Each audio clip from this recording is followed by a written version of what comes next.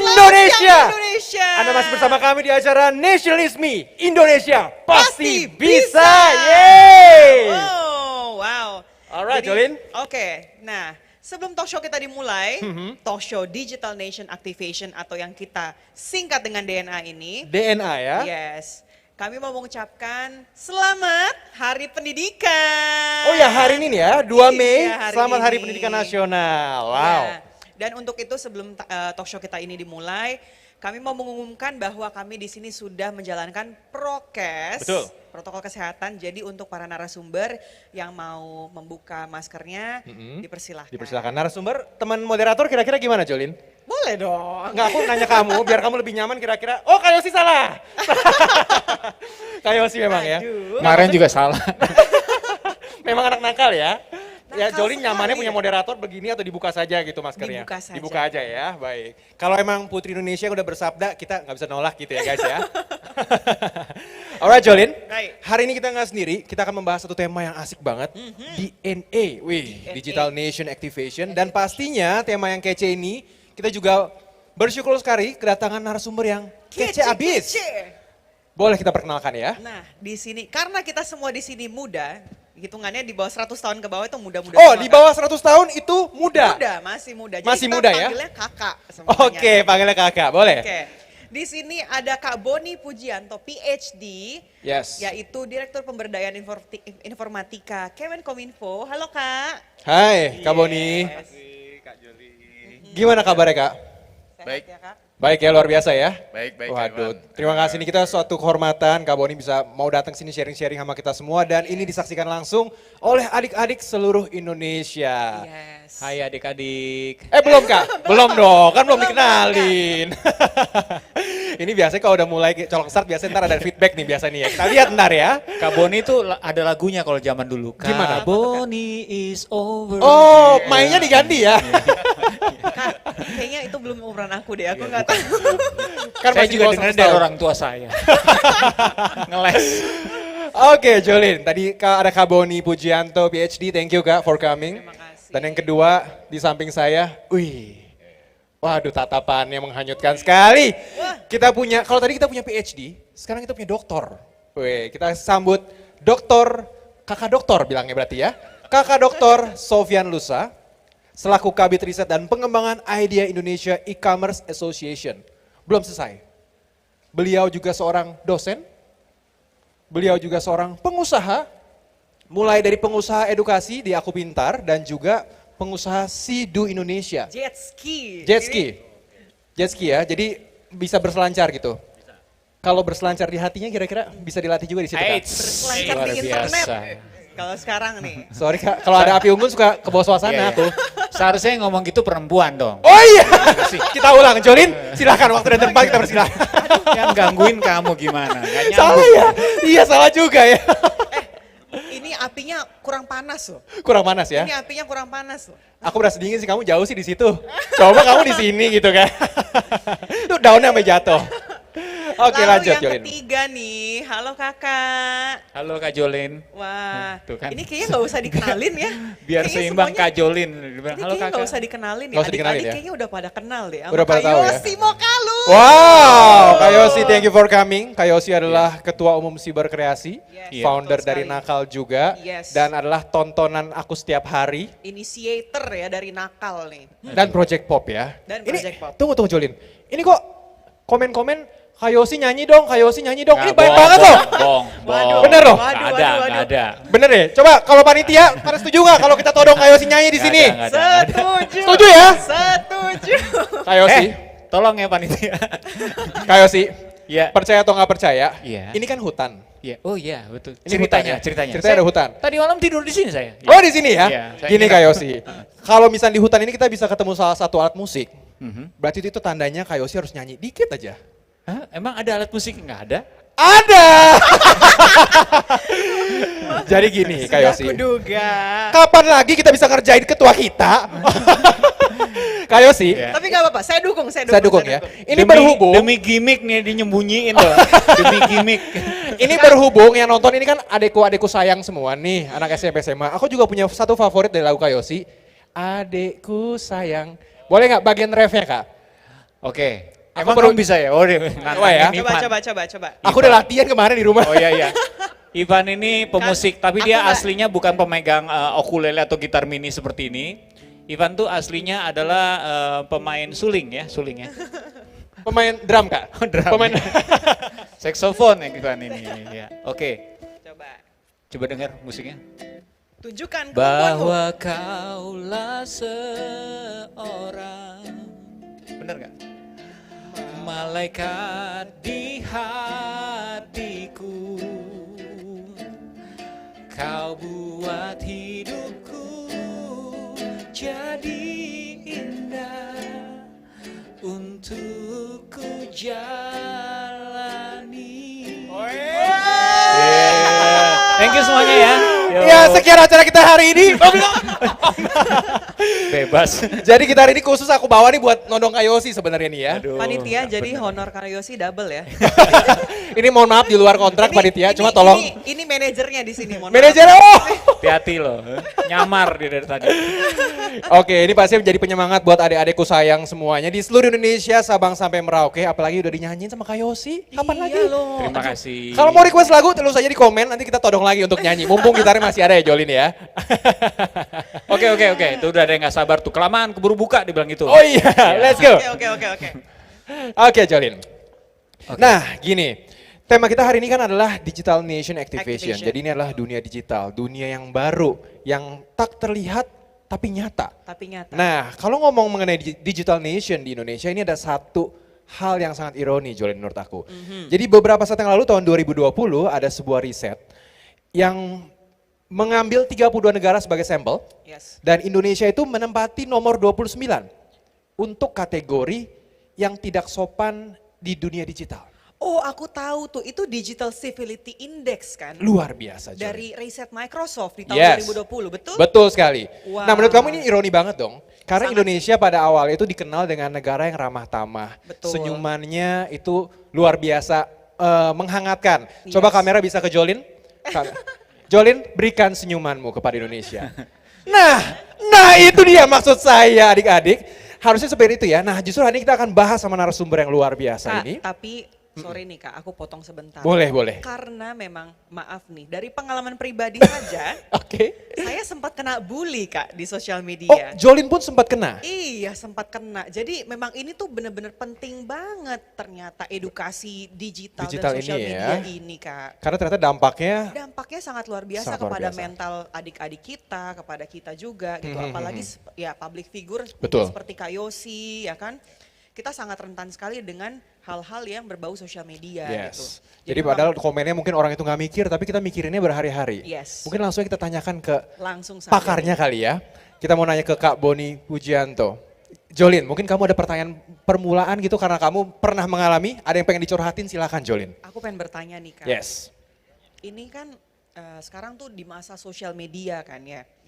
Sebenarnya apa sih yang dimaksud dengan makin cakap digital dan apa sebenarnya peran Kominfo di dalamnya? Ya, cakap digital ya. Cakep digital ya. Cakep digital atau cakap digital nih? Cakep. Cakap. Oke. Yuk, terima kasih Kak Ya. Ivan, Kak Joli ya. Siap, Kak.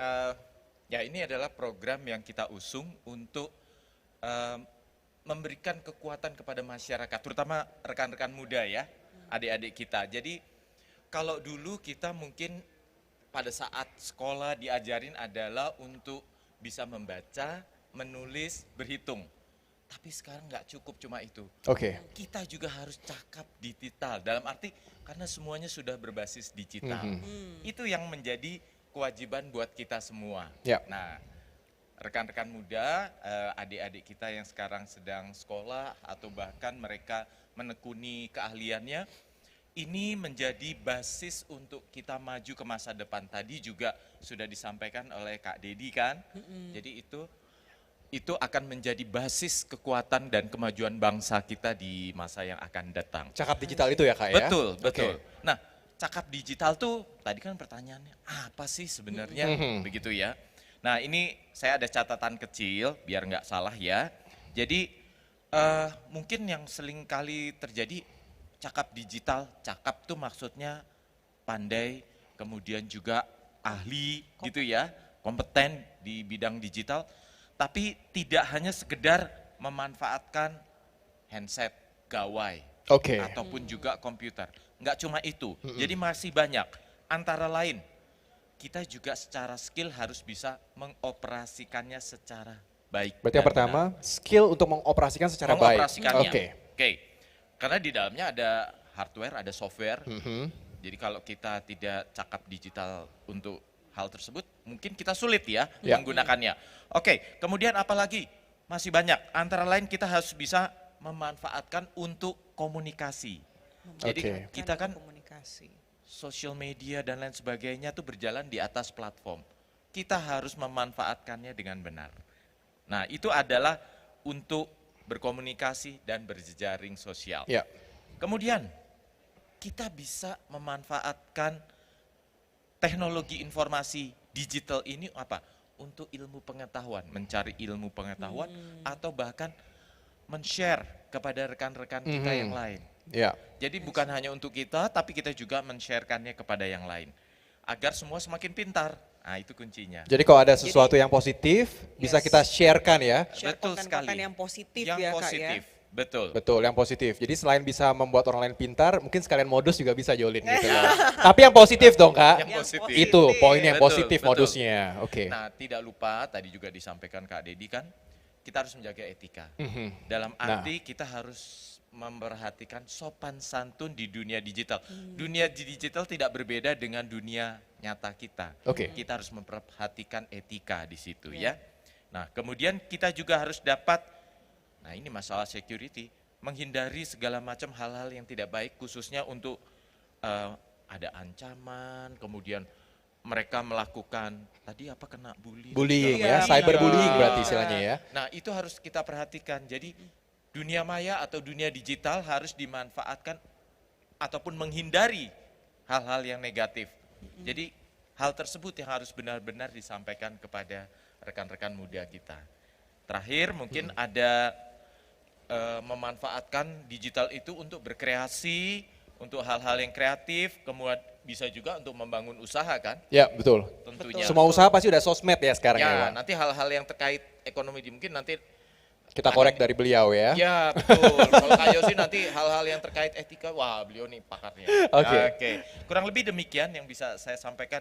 Kenapa kita mengusung cakap digital dan Kominfo benar-benar mendorong masyarakat Indonesia agar semakin cakap. Makanya tagline-nya adalah makin cakap digital. Oke. Jadi Buat memang kamu? harus responsibility itu ya Kak ya sebenarnya ya. Betul. Yang harus Jadi, dikedepankan. Tugas tanggung jawab semua orang, Yes. tidak hanya generasi muda, semua agar memanfaatkan teknologi informasi digital ini dengan sebaik-baiknya. Betul. Kesimpulannya kalau kamu cakep, baru cakep. Gitu ya Kak? Boleh tuh. Nah Kak, aku jadi penasaran. Ini cakap digital ini berarti adalah satu campaign nasional ya. Untuk benar-benar mempersiapkan generasi calon pemimpin Ya. masa depan. Masa kini dan masa depan berarti ya. Masa kini dan masa Nah depan. kalau misalnya dari Kominfo sendiri Kak, berarti selain sosialisasi, itu berarti udah ada suatu sinergi dengan Kemendikbud mungkin yang akan dimasukin ke kurikulum atau gimana Kak selama ini?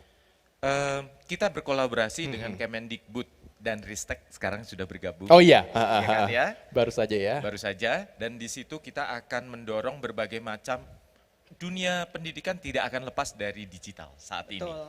Ya, oleh karena itu seperti Kak Ivan nanti ada mungkin ada salah satu usahanya di bidang apa mohon maaf. Aku apa Pintar. namanya? Aku Pintar. Itu adalah bentuk bagaimana melakukan edukasi melalui infrastruktur digital, Digital. platform edukasinya. Iya, iya, iya, Nah, iya, iya. Kerjasamanya macam-macam, terutama di dalam literasi digital. Nah, ngomong-ngomong soal literasi digital nih Kak, aku juga tahu dari Kominfo itu ada program kegiatan nasional literasi digital. Betul sekali. Can you explain a little bit more about that? Ya, Apa artinya? Aku nggak bisa bahasa Inggris. Tolong dong. Boleh Kakak jelaskan lebih lanjut? oke. Iya, iya. Literasi digital adalah di dalam program pemerintah kita memiliki 3 tahap ya. Oke. Yang basic, kemudian ada yang intermediate, advance. Ya, literasi digital mostly kita yang di area basic ini. Nah, di situ pun ada levelnya sebenarnya, level 1, 2, dan 3. Nah, literasi digital ini adalah suatu upaya untuk mengembangkan dunia digital ini dikenal oleh seluruh masyarakat Indonesia, terutama kaulah muda lah, mereka-mereka yang masih belajar untuk memanfaatkan internet di level basic, Ya. kurang Yang- lebih begitu. Yang paling rentan dengan sosmed lah ya Kak ya, dan dengan internet lah ya. Betul, terutama memang di sosial media dan juga pemanfaatan untuk hal-hal yang sifatnya apa ya, komunikasi. Komunikasi. Jangan sampai oke. salah dalam hal tersebut, begitu. Nah, kemudian kita memiliki beberapa tipikal ya di dalam hal literasi digital. Dalam arti tugasnya adalah kita menemani mereka-mereka yang belajar mengenai dunia internet ini. Oke. Jadi kita kenalkan sifatnya bagaimana mengedukasi mereka. Selain mengedukasi, kita juga menemani. Jadi sifatnya mendampingi mereka. Jadi Assisting ya. dipandu gitu ya Kak Ya, ya. kita memandu. Iya. Kalau dulu makanya di kami juga ada namanya pandu digital. Sifatnya mereka mendampingi. Begitu. Kemudian kita juga ada tugas untuk lebih mencerahkan begitu mereka. Nah, tugas-tugas ini yang akan menjadi bagian dari kami komunitas. Nah, nanti akan masuk ke Kak Yosi, cyber kreasi dan lain segala macamnya. Bagaimana kegiatan kolaborasi kami dalam meliterasi masyarakat Indonesia.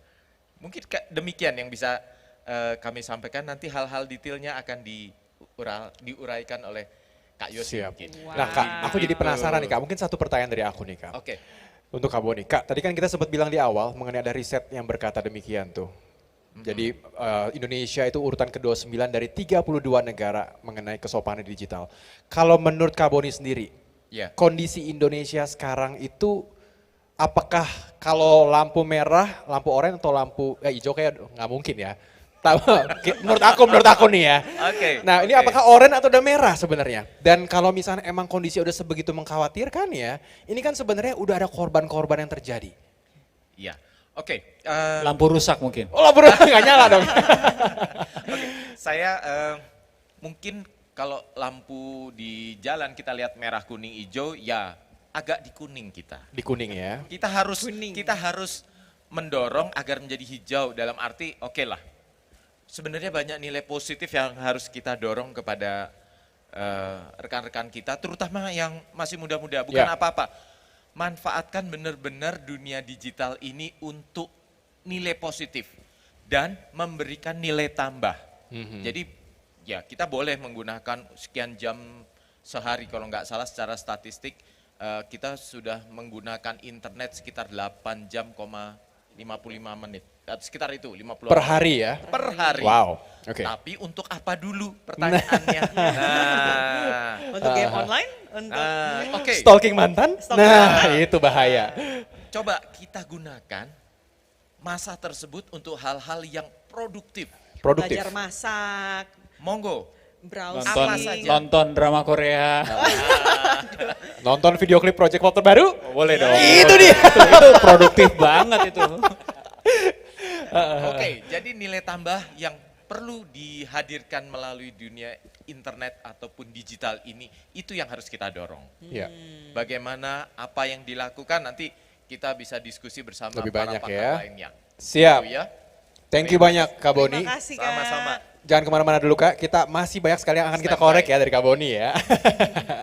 Oke Jolin, berikutnya Kita lanjut. korban berikut kita siapa kira-kira? Kita lanjut ke narasumber yang kedua. Yang di tengah kali ya. Gimana nih kira-kira adik-adik? Oh iya mau yang Kayosi, mana nih? Kayosi. Oke kita Kayosi ya Oke. berarti ya. Kayosi sebagai seorang ketua umum Siber Kreasi. Yes. Kak ini mungkin adik-adik ini anak SMP SMA kan banyak yang mencari komunitas, mencari jati diri yang positif. Mungkin Kayosi bisa ceritain gak nih kira-kira bagaimana Siber Kreasi itu hadir untuk mereka? Apakah mereka bisa join juga dalam bentuk apa? Silakan Kak. Oke, terima kasih Kak Ivan, Kak Jolin. Mohon izin menjawab ya. Sopan sekali ya. Kok saya jadi grogi juga kayak gini ya? Adik-adik yang ada di Pangandaran, Madiun, Jakarta, semua yang sudah hadir nih. Banyak kalau disapa sekolahnya tuh mereka senang gitu ya. Kayak misalnya SMPN 2 Sidamulih hadir. Mana suaranya? Waduh, Madiun, STIE juga hadir di sini ya. Dan yang lain-lain ya, selamat bergabung. Memang kalau ada yang baru mendengarkan kata siberkreasi, mungkin paling gampang ya memang cek di sosial media, alamatnya Instagram itu @siberkreasi. Ya, langsung tahu tuh kegiatannya apa. Tapi saya jelaskan dulu. Jadi ada yang dari Blitar. Siberkreasi adalah gerakan nasional literasi digital. Berarti ini adalah sebuah gerakan kolaborasi yang sama-sama menyibukkan diri di literasi digital. Ya. Lahir dari keresahan tentu saja peningkatan bukan saja hate speech tapi juga hoax dan juga cybercrime pelanggaran digital lainnya. Mungkin kalau saya lihat, saya mengamati kita itu udah 3 tahun lebih awal-awal yang termasuk memotivasi dan juga memberikan semangat yang sama adalah ketika kita melihat kok percakapan menjelang pilkada, konstetasi politik ini kok cenderung makin menyeramkan ya gitu ya. Panas ya, panas. Dulu kan ada cyber army, dulu ada ya. Cyber army. Sekarang kan Api unggun kita Kak, panas. wow, betul sekali. Dulu ada, kita bukan berarti sekarang nggak ada dalam hal yang seperti itu, mungkin lebih sporadis malah. Tapi ya, intinya adalah siberkreasi muncul dari keresahan yang seperti itu. Ya.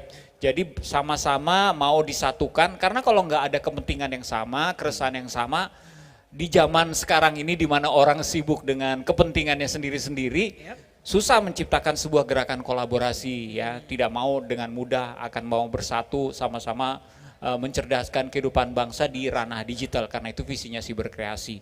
Dan di siberkreasi itu ada 109 atau 110 sekarang mungkin ya partner mitra.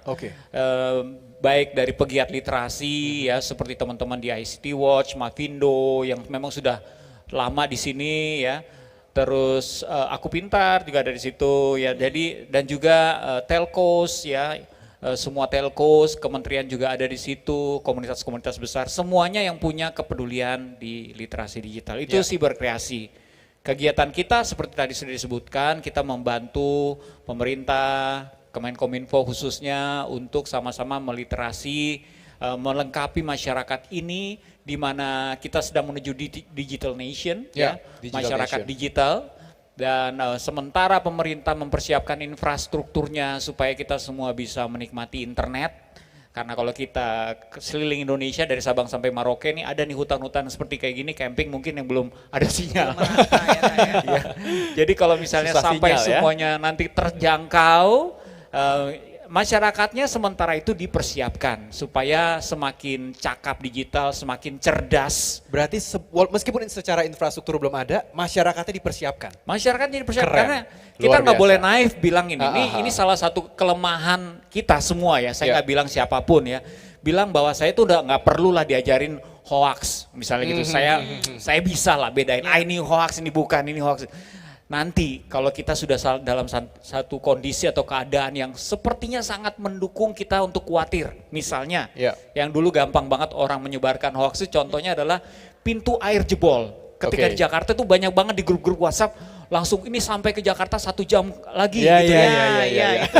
Itu saya juga sampai dapat tuh Kak. Benar ya, itu berkembang demikian. Kenapa? Karena di Jakartanya lagi banjir saat itu, hujan turun terus. Jadi wah logika kita bermain, mungkin saja ini suatu informasi yang benar.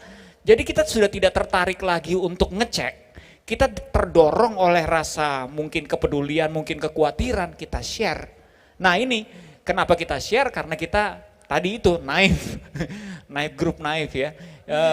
Karena kita itu ya pikir ini penting buat diketahui oleh orang lain. Ini contoh aja, makanya literasi digital itu adalah sesuatu yang harus, kalau saya bilang over komunikasi. Harus dikomunikasikan terus.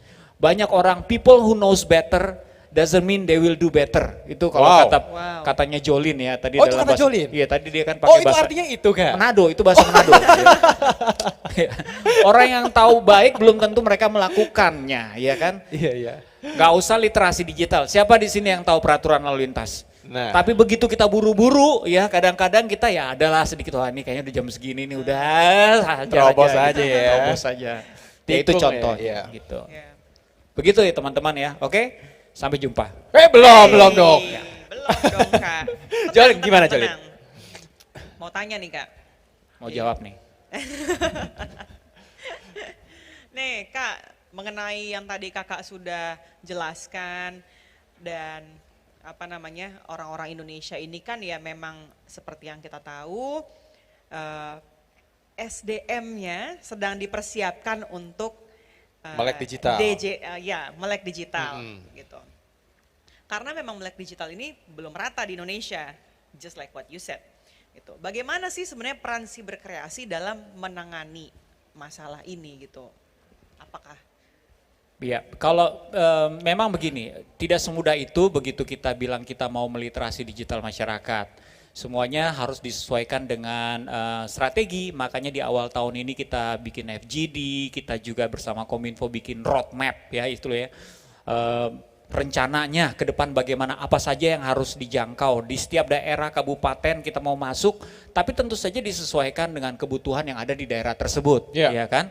Contohnya seperti apa Kak? Misalnya begini ya, ada daerah yang memang sudah boleh dikatakan kota dan daerah itu bisa dikatakan agak sedikit berbeda ya, kepentingan dan ketertarikan mereka juga jangankan kota daerah. Di setiap lapisan masyarakat juga berbeda. Yang UMKM pasti tertarik dengan kelengkapan digital. Apa yang bisa dilengkapi supaya saya bisa jualannya lebih enak nih. Ya kan, pelajaran apa aja termasuk belajar bagaimana supaya dagangan saya aman, akun saya aman, itu safety kan. Makanya untuk melihat ini harus bisa dipilah-pilah tuh modul-modulnya, apa yang bisa melengkapi kebutuhannya. Kita di Siberkreasi bersama Kemenkominfo kemarin kita keluarin 4 modul ya. Wow. Ada digital skill, itu berbicara soal kecakapan digital ya. Digital skill, kecakapan tuh digital, skill itu digital. Bingung kan? Itu kalau Indonesia di Indonesia. Ya, kecakapan digital, terus ada digital culture, Digital ya. culture, skill culture. Dan Kultur digital digital. ethics nih. Kalau culture itu kita akan berbicara soal memang landasan lagi, balik lagi berhubungan dengan kebangsaan, nasionalisme, ya, untuk melahirkan ethics atau Ya. perilaku, digital ethics. Karena perilaku itu lahir dari budaya yang benar. Perilaku lahir dari budaya yang benar. Iya, Wow, jadi oke. diadaptasikannya di ethics. Dan juga ada digital safety. Ya, digital safety itu supaya kita menjaga data pribadi, keamanan digital itu harus dijaga bersama. Ya. Oke. Nah ini kan saling melengkapi. Ya. Dalam modulnya sendiri itu macam-macam, digital skill aja macam-macam gitu. Bukan cuma bicara soal kalau masuk di Instagramnya Siberkreasi nih adik-adik ya, di situ kok, wah Kak kok ada yang ngajarin kelas yang ngajarin podcast gitu ya misalnya. Oke. Kemampuan podcast itu kan kemampuan digital skill juga. Tapi ada juga yang mengajar yang lebih umum, membedakan hoax ya, mana yang disinformasi, misinformasi, malinformasi, itu umum ya kan. Ada juga digital skill yang lainnya. Jadi dalam pecahannya lebih banyak lagi ya. Oke. Kalau bicara soal modul itu sudah ada bukunya, malah kita udah launching kemarin ya. Nah, Oh, berarti bisa diakses ya Kak ya untuk modul-modul itu ya? bisa di siberkreasi.id ya. Nah. Jadi buat adik-adik tuh semuanya bisa langsung buka di Siberkreasi www.siberkreasi.id. www.siberkreasi.id. Ya, untuk adikku sayang ya, seluruh Indonesia Asik. udah disiapkan berarti ya. 4 modul Iya. tadi Iya. yang pasti sangat berguna untuk Iya. apa ya? Ada literasidigital.id juga. Oh, itu juga bisa diakses dari Iya. situ ya. Nah, Baik. yang mau disampaikan juga ini berhubungan dengan cultures dan tadi sebenarnya sempat disinggung juga Pak Boni bilang kita harus peduli sama adik-adik semua ya. Berbicara soal data yang kamu bilang tadi dibuka dengan survei ketidaksopanan itu sebenarnya ada di digital culture. Oke. Yaitu kalau kita pelajari landasan negara kita, sila keempat dari Pancasila, kerakyatan yang dipimpin oleh hikmat kebijaksanaan dalam permusyawaratan perwakilan, itu banyak berbicara tentang menyampaikan pendapat sebenarnya bagaimana. Cuman orang kadang-kadang nggak ngerti. Makanya takut kalau saya mengkritisi pemerintah, kalau saya bikin konten ini, kalau saya ngomong gini salah, nanti kena UU ITE. UU ITE, iya ya. Padahal kalau kita mengerti penjabaran dari sila keempat ini, kita akan mengerti bahwa dalam menyampaikan pendapat ada hikmah kebijaksanaan. Dalam menyampaikan pendapat ada yang diwakilkan, apakah cuma suara saya atau kepentingan orang banyak, kerakyatan.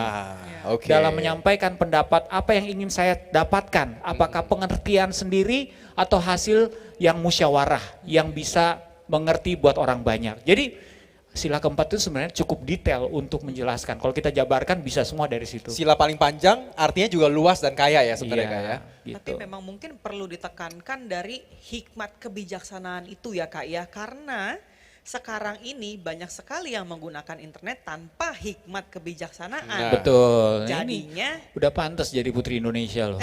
Udah jadi. Oh, udah jadi udah, Kak. udah. iya karena ujung-ujungnya kalau misalkan tanpa hikmat kebijaksanaan kebablasan, remnya blong, akhirnya hate speech, menggunakan sesuatu dengan Benar. Orang kan suka mengkritisi tapi datanya nggak lengkap. Iya. Karena kenapa? Karena dia tidak membuat dirinya terbuka dengan semua data. Di saat dimana sekarang kita tidak mudah percaya, infodemic kan, bahkan kalau dari surveinya kemarin ya, banyak sumber-sumber yang tadinya dipercaya jadi nggak dipercaya gitu ya, karena infodemic. Karena dia membuka juga dirinya dengan sumber informasi yang melawan informasi itu. Jadi bingung kan? Dia kalau dia cuma berpihak kepada satu sisi, akan susah buat dia untuk menjadi objektif. Makanya setiap orang kalau mau objektif, dia jangan berpihak dulu.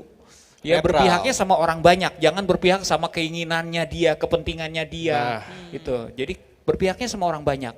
Supaya saya tidak menyesatkan, sebelum saya mengkritisi, saya lengkapi diri saya dengan data yang seperti apa ya. Biangnya data riset. Gitu. Nah Kak Yosi, aku jadi penasaran nih Kak. Kalau misalnya dari Siberkreasi punya challenge, punya visi itu untuk memberikan edukasi, literasi digital.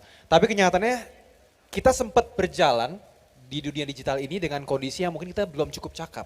Dan udah banyak korban-korban yang ada nih Kak. Mungkin dari teman-teman adik-adik ini ada yang pernah jadi membuli atau korban bully juga yang ada di sini gitu loh. Nah dari Siberkreasi sebenarnya ada penanganan seperti apa Kak untuk anak-anak yang udah kena dampak dari digital ini yang... Ya kalau kita ini kan bagi-bagi tugas ya. Memang Siberkreasi tugasnya literasi digital. Kalau misalnya yang ada platformnya sosial akunnya kebajak itu bagiannya platform ya. Kalau ada yang mau diblokir atau mau ditutup di take down itu bagiannya Kominfo. Kalau ada yang mau dikejar menyebarkan konten-konten secara maksudnya karena masuk ke dalam kriminal ada yang mengadukan itu cybercrime-nya polisi.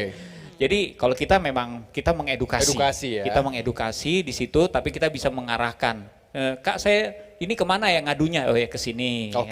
Ngaduin konten ya, keaduankonten.id-nya Kominfo bisa atau mencari benar hoax yang benar yang mana? Oh bisa itu bisa ke Kominfo, bisa ke Mavindo atau bisa cyber hoax. Jadi banyak sebenarnya platform-platformnya kita bisa membantu mengarahkan. ya. Tapi secara khusus Siberkreasi ya edukasi sebenarnya gitu. Jadi ini pas banget nih buat adik-adik ya Jolin ya. Mungkin ada yang mau nanya atau mau berbagi pengalaman seputar dunia cyber ini, kita persilahkan di sini ya. Mumpung ada ahli-ahlinya yang hadir di sini. Tanya dong. Semua yang mau nanya silahkan ya, bisa langsung ketik dari Blitar. Nanti akan dijawab oleh kakak-kakak yang ada di sini. Cuma kita harus batasi dulu, ini nanyanya harus ke narasumber dulu. Jangan ke Jolin dulu ya, takutnya ntar ditanya yang lain Jolin. Kak Yosi. Kalau menurut seorang Kak Yosi, clickbait itu hoax atau tidak? Sebagai seorang yang aktif di dunia per-YouTubean dan konten juga, kan clickbait itu memancing banget ya? Iya. Itu termasuk hoax atau nggak sih Kak?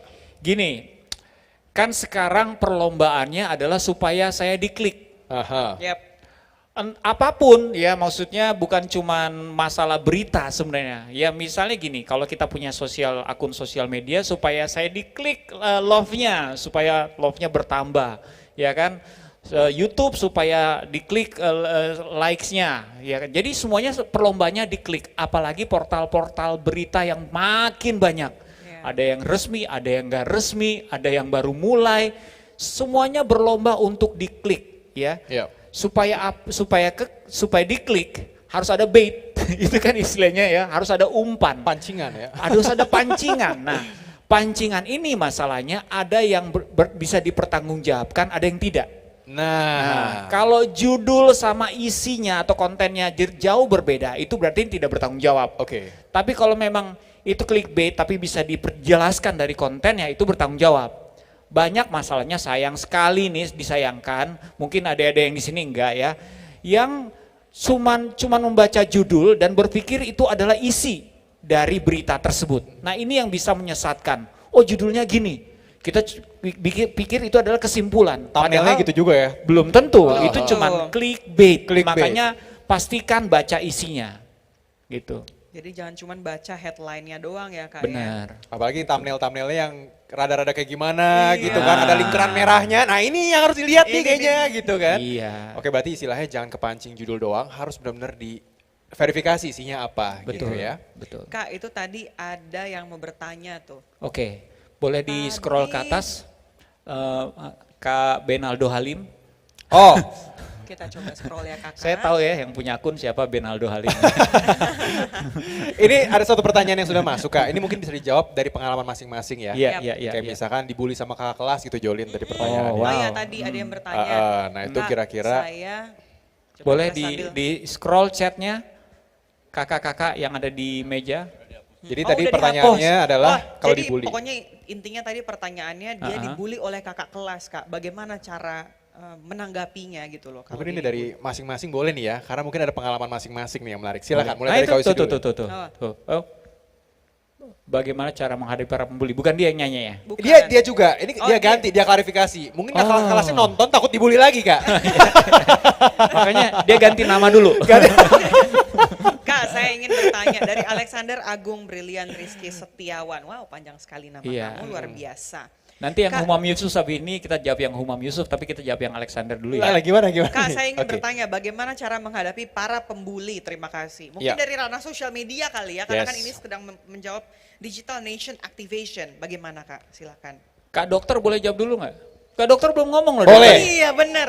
Kak dokter Kak boleh Dokter, nggak? Kak Dokter Kak, Sufyan Lusa. Kalau Silakan, Kak dokter Kak. pernah dibully nggak? Oh, Nah, gitu. wow. Berarti kita nggak Boleh bisa di satu sudut geng pandang dong. yang kaya kalau dari seorang pembuli. Silakan Kak Sofyan. Thank you Kak Ivan, Kak Yes. Jolin. Ya memang ini kan sebenarnya yang memang harus kita sadari bahwa terkadang memang banyak orang yang membedakan antara dunia nyata dengan dunia digital sebenarnya. Oke. Ya, jadi seolah-olah yang saya lakukan di dunia nyata itu boleh berbeda dengan dunia digital. Seakan-akan ya. Nah, karena persepsi itulah jadi seolah-olah orang itu bisa dua kepribadian. Gitu ya. Oke. Nah, Wow. itu Itu yang Menarik, serem ya, ini Kak? menarik nih. itu, Oke. itu yang kadang-kadang itu yang kadang-kadang terjadi. Nah, Uh-uh. kalau kita bicara di dunia digital ini kan sebenarnya dunia digital itu kan kalau saya ibaratkan dengan hutan belantara gitu ya. Oke. Di situ kan apapun ada di situ. Ya, predator ada di situ, Gitar tadi ada ya Kak? gitar ada di sini gitu kan, gitu ya. Terus kemudian ada apapun ada di situ. Oke. Nah, jadi yang memang perlu dipersiapkan adalah kadang-kadang kita perlu pendampingan. Ya, jadi kita perlu pendampingan. Jadi misalkan, nah memang di Indonesia pada umumnya kita memang perlu membentuk ekosistem yang memang satu kesatuan. Jadi kalau di sini kan dari Kak Boni udah bercerita dari pemerintah, Kak Yosi bicara dari sisi komunitas gitu Ya. ya. Jadi pemahaman yang ini yang memang menjadi tanggung jawab kita bersama. Yap. Nah, saya pernah membaca satu tulisan gitu ya.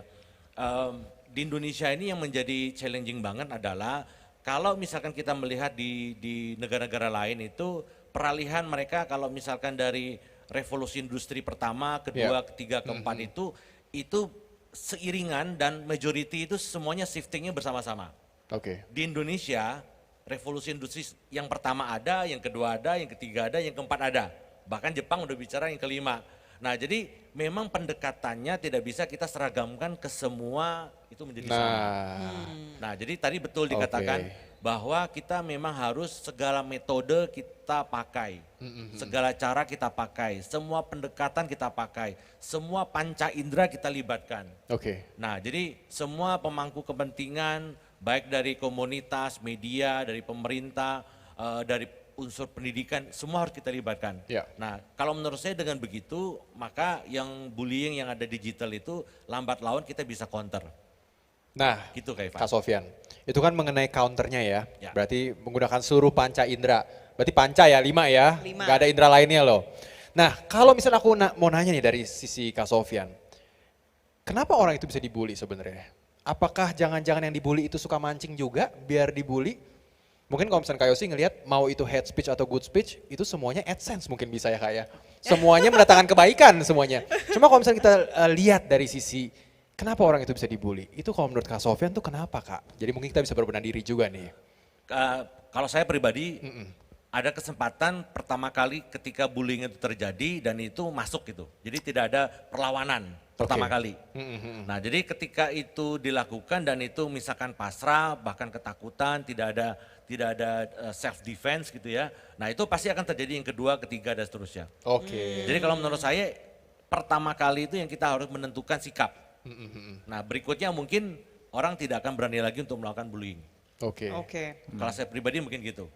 Boleh menambahkan? Oh, boleh banget Kak. Boleh banget Kak. Kan saya bilangnya boleh menambahkan. Kan. Oke. Jadi ya ini betul sekali dari Dr. Sofyan tadi bilang kayak gitu. Tapi ini yang kecenderungan saya melihatnya dari sebelum kita kan sekarang pasti mengkaitkannya dengan bullying online. Iya. Kalau bullying yang nggak online ini hampir sama sebenarnya. Karena kita nggak akan ngebully orang yang lebih kuat daripada kita. Kalau kita ketemu di jalan nih orangnya badannya lebih besar atau dia lebih punya temennya lebih banyak. Kita nggak akan ngebully. Nggak berani yang ya. ada kita yang dibully kalau kita coba-coba, ya kan?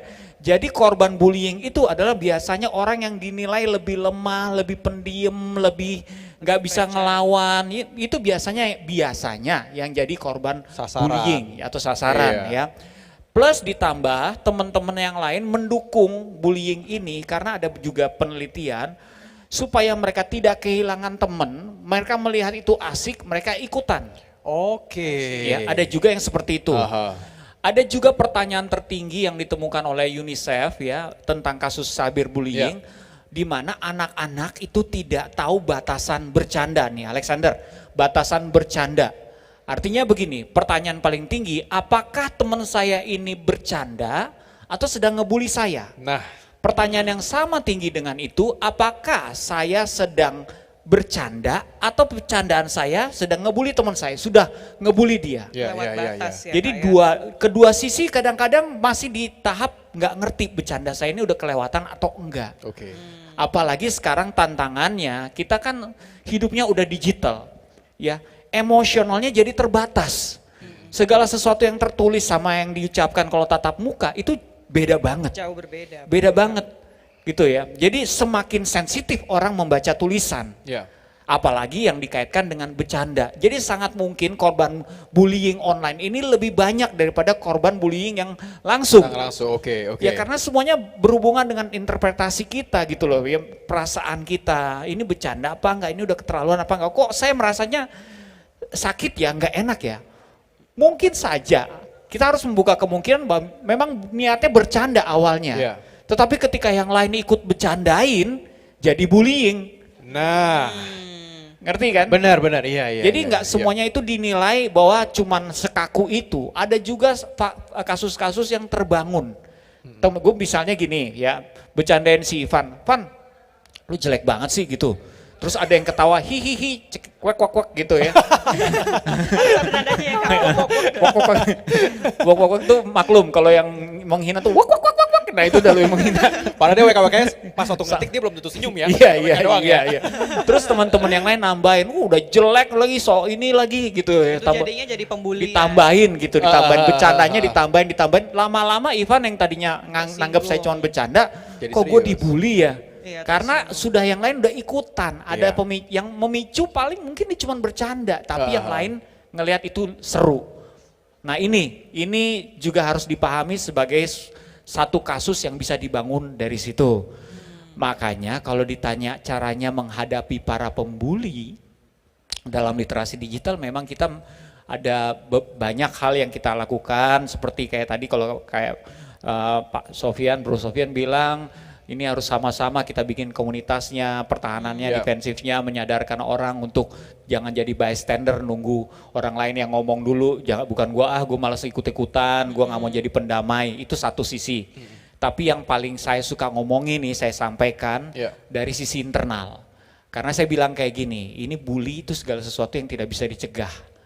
Tapi kalau internal kita kuat, ya kita lengkapi di situ, mungkin akan lebih tenang juga orang buat semua orang yang kena bully. Jadi saya bilang kayak gini, kekuatan membuli itu datang dari kedewasaan. Siapa yang lebih dewasa, dia akan semakin susah dibully. Alright. Iya Oke. kan? Ya. Kita tidak bisa mengendalikan netizen. Tapi I'm telling this to you, saya bilang gitu ya. What God says about you is matter the most. Nah, Apa yang Tuhan katakan tentang kamu itu yang paling benar, bukan apa yang orang lain, orang lain. apalagi netizen maupun teman-teman kamu katakan tentang kamu. super sekali. Ya. Itu Sampai benar jumpa, banget. oke? Belum. Ini habis satu pertanyaan langsung sampai iya. jumpa nih. Gimana? Nah, gimana? Thank you Kak Yosi. Kalau menurut Kak Boni, gimana dari pengalaman? What's your apa Pengalaman. Bumper. Kalau zaman saya dulu mungkin belum ada bully-bulian yang secara digital, jadi lebih banyak ke fisik ya, Fisik. betul Fisik. tadi Betul. yang Kak Yosi cerita. Oke. Tapi mungkin yang paling penting begini, kita harus kembalikan kepada culture sama etika tadi. Nah ini yang harus kita berikan pemahaman kepada adik-adik kita bagaimana berperilaku di dunia nyata dan di dunia maya atau dunia digital itu sama levelnya. Ya. Jadi ini harus ditanamkan untuk semua. Jangan merasa, oh saya kok di dunia digital saya sebagai apa tadi istilahnya berbeda. Pencitraan gimana Kak? Kalau itu pencitraan demi kebutuhan konten gitu loh Kak. Nah untuk di situ memang kita harus bisa membedakan kembali Iya, ya. Dalam arti kita memanfaatkan dunia digital ini jangan untuk keperluan untuk menekan yang lain atau Nah, membalikkan oke. berita untuk keperluan-keperluan yang Nggak seharusnya Tidak ya. seharusnya. Itu dia Kak, poinnya. Apalagi kan sekarang banyak banget nih orang-orang yang membuli dan mereka bersembunyi di balik akun-akun fake. nah Itu tuh Iya. Nah, nih Kak Yosi nanti bisa cerita juga, tapi di kami juga mempersiapkan. Sebenarnya saya berupaya menghindari ya bahwa Kominfo tugasnya adalah take down, mencari yang bersama dengan Iya, iya. kepolisian. Sebenarnya filter paling utama adalah ada di Di diri diri kita. Nah, catat Kalau guys. kita memanfaatkan dunia digital ini dengan memperhatikan modul 4 yang diciptakan oleh Kak Yosi tadi. Cakep. Waduh, cakep banget deh Bukan ini. saya yang nyetain. Oke, tim dari Kak Yosi. Jadi yang terkait dengan skillnya, tapi utamanya adalah terkait dengan culture, Ya. dengan etika, dan memperhatikan juga mengenai untuk safety-nya. Dengan ini diharapkan kita semua sudah ibaratnya dunia digital ini menjadi aman. Kan kita pengen kan lingkungan sekitar rumah kita juga aman. Ya, environment-nya ya. Itu adalah secara fisik. Di dunia digital kurang lebih juga sama. Kurang lebih demikian. Siap. Thank you banget Kak. Nah Jolin aku jadi penasaran sama kamu. Tadi kan kamu sempat ngomong kan mengenai kamu pun pernah mengalami suatu proses Iya, pembulian. betul sekali. Dan emang kalau misalnya kita lihat sesuai yang kakak-kakak ini katakan sebenarnya kitanya nih yang harus semakin memperlengkapi diri Betul. ya. Yang bisa memfilter. Betul. Kita nggak bisa kontrol angin tapi kita bisa adjust sail kita lah Adjust intinya. sail kita. Kalau Jolin, mungkin Iya. kamu punya tips yang benar-benar praktis yang mungkin adik-adik kita nih bisa praktekkan mungkin. Dari kamu bagaimana tipsnya seorang putri Indonesia? Saya berikan 30 detik dimulai dari sekarang. Terima kasih, izinkan saya menjawab dengan bahasa kalbu. Aduh, ini saya paham ini. Silakan Jolin. Ya, jadi gini, benar-benar banget sekali apa yang tadi Kak Yosi dan juga Kak Boni sampaikan. Karena memang pada saat awal-awal aku menerima pembulian itu, Iya. itu tuh mental sudah pasti terganggu. Itu nomor satu, karena aku tidak terbiasa menerima itu. Tapi ada orang yang bilang, the more we get exposed to it, the more kita terbiasa dengan hal itu. Alright. Kayak yang tadi Kak Sofian bilang, jadi makin kita terbiasa, tapi bukan berarti juga kita menerima bahwa kita dibully gitu loh. Tapi take it slow aja, maksudnya chill, sambil tadi kakak-kakak dari Siberkreasi melengkapi adik-adik ini semuanya. Edukasi ya. Iya, dengan edukasi gitu, karena ya mau tidak mau kita harus memaklumi bahwa pendidikan literasi digital ini belum rata di negara kita. Luar biasa. Dan pada akhirnya biarin prestasi yang membungkam segalanya ya. Yes, betul Jolin sekali. Mary. Putri Indonesia kita luar biasa. Itu benar tapi Jolin bilang ya, mesti dipahami adik-adik ya, memang ada akun-akun yang memang dibuat untuk menyebarkan kebencian Yap. ya. Memang mereka tidak pernah posting apa-apa, Oke. lebih banyak mengikuti orang, ya, apalagi kalau di sosial media ya. profile pictures-nya nggak jelas, ya itu ada, Ya. itu ada. Jadi kalau targetnya memang membuat kita kesel. Yap. Kalau kita kesel, ya berarti sesuai target. Makanya jangan memberikan apa yang mereka mau, ya santai aja. Kalau nggak perlu dijawab nggak usah dijawab, blok aja, di mute aja. Ya. Itu kan Ya, pilihan ya. kita Sekarang bisa sudah dilakukan. ada sistem blok itu, jadi itu sangat-sangat membantu Sangat kita. membantu ya. Jadi kita juga inner peace-nya terjaga gitu loh. Kita nggak perlu kita lihat, nggak usah kita lihat karena kita memberi makan otak kita dengan segala sesuatu yang negatif, kita yang jadi negatif Tuh. gitu. Jadi benar-benar kita harus jaga, memfilter apa yang masuk ke kita ya. Bukan cuma makanan, tapi juga mengenai apa yang kita lihat, apa yang kita Informasi. baca. Jadi di-filter aja kalau perlu, Kak Jolin punya Instagram yang di turn on notification. Inspiratif semua Nah, ya. kalau dari Kak Ivan sendiri gimana nih? Aku jadi kepo juga nih. Kalau aku ya, Public figure juga. itu kan nggak ada di skenario, kamu nanya aku. Nah, aku namanya pernah- saling serang ya, saling serang. Saling serang. Tadi ya, saya kan di sini host ya, host itu nyuruh saya jawab. Oke, saya tanya balik. Aku juga pernah mengalami hal yang sama, terutama di tahun 2018, waktu itu aku menang satu ajang kontes kesehatan pria lah waktu itu. Dan emang networknya jadi lebih kebuka gitu loh. Dan memang kadang-kadang banyak orang yang bilang, gue pengen jadi selebgram, gue pengen terkenal punya follower banyak. Ya itu enaknya memang, kamu bisa dapat terima endorse swipe up, dapat makanan gratis, kadang dibayar. Tapi kadang-kadang yang kita nggak pikirkan, ada juga nih head speech, atau orang-orang yang komen gak dipikir, tapi justru kita pikirin banget. Nah dulu aku sempet kaget awal-awal, karena mungkin kita awalnya, aku tak biasa gitu kan. Iya, Aku betul. sempet awal-awal Tadi. Jolin, sempet ngomong ke diri aku sendiri gini, aku sempet berdoa, Tuhan aku merindukan hidup aku yang dulu. Itu Yang gak penuh dengan euforia, keluarga inti aja dan teman-teman baik. Ya kalau kita posting apa juga dibilang bagus, dibilang ganteng gitu kan, nggak dibilang A, B, C, D, E. Akhirnya aku googling waktu itu. Dan aku baca-baca YouTube, judulnya adalah Science of Haters. Oke. Jadi sebenarnya ada kan quotes yang bilang sebenarnya haters itu adalah our biggest fans.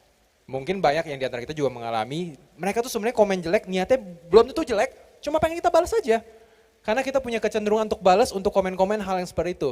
Misalnya Jolin dibilang, Kak Jolin cantik banget. Biasa buat Jolin. Udah berjuta orang kali bilangnya kayak gitu ya. Tadi ada juga yang komen, mencintaimu butuh beberapa detik, melupakanmu butuh seumur hidup Jolin. Itu kayak buat kamu tuh ya. Terus aku baca akhirnya, tapi ada juga yang emang orang punya kecenderungan, mereka tuh sebenarnya Mencari mungkin perhatian ya. satu begitu, yang kedua mungkin oke, kita nggak bisa ngomong ada orang yang envy sama kita. Dan dia sadar, dia tuh nggak bisa nyampe ke level kita. Jadi yang dia lakukan itu adalah drag us down. Yes, menarik Supaya kita ke sama. bawah. Itu yang aku baca di YouTube itu. Semoga itu gak hoax, tapi menurut aku make sense lah maksudnya. Karena itu ada literatur. Nonton atau baca? Nonton sambil baca teksnya kan. Bahasa Inggris soalnya. Baca di YouTube, baca di YouTube saya bingung. Wow, ada orang ke YouTube untuk dibaca. Gitu. Jadi kadang-kadang kita nggak bisa filter ya. Cuma andai kata ada yang begitu, ya ambil sisi positifnya aja. Kita diperhatiin satu begitu. Dan yang kedua buat aku pribadi, aku merasa supaya nggak jumawa. Kadang-kadang kita butuh juga balance seperti itu. Jadi kalau misalnya ada benernya, ya itu jadi bahan evaluasi. Jadi sebagai Iya. pengingat ya. Kalau aku sih begitu Kak. Oke. Cuma apa kita janjian abis ini berlima, setiap ada post kita komen yang bagus-bagus untuk menciptakan environment yang bagus gitu ya. Enggak harus kita doang, semuanya Oh, juga iya, adik-adik betul. semuanya. Jadi kalau misalkan if you have nothing nice to say, please don't say anything at all. Oke. Tapi kita belajar untuk melihat sesuatu dari sisi positifnya guys. Yes. Gitu ya. Alright, kita lanjutkan Jolin. Lanjut. Lanjut ya. Nah, Kita lanjut nih ke kakak yang di sebelah sana, suaranya mana? hmm. Kayak lagi konser ya. Oke, kita punya Kak Dr. Silakan, Kak. Sufyan Lusai ya. Oke Kak, nah ini kan kalau misalnya tadi kita ngomong Jolin mengenai dunia digital, salah satu yang tadi sempat disebutkan oleh Kak Boni adalah dunia digital ini hubungannya ke bisnis. Betul ya Kak? Ini Ya. bisa sesuatu yang positif ya Kak ya? Nah Kak, satu nih yang kita pengen buka rahasianya setajam silet. Sebenarnya banyak orang bilang di masa pandemi seperti sekarang, ekonomi ini lagi jatuh. Tapi apanya yang jatuh kalau saya ngelihat depan rumah tiap hari ada oren, hijau, mondar-mandir, paket. Tek tek tek, paket, ning ning ning ning ning, gitu ya. Menurut Kak Sofyan sebenarnya apa yang terjadi sebenarnya sekarang ini?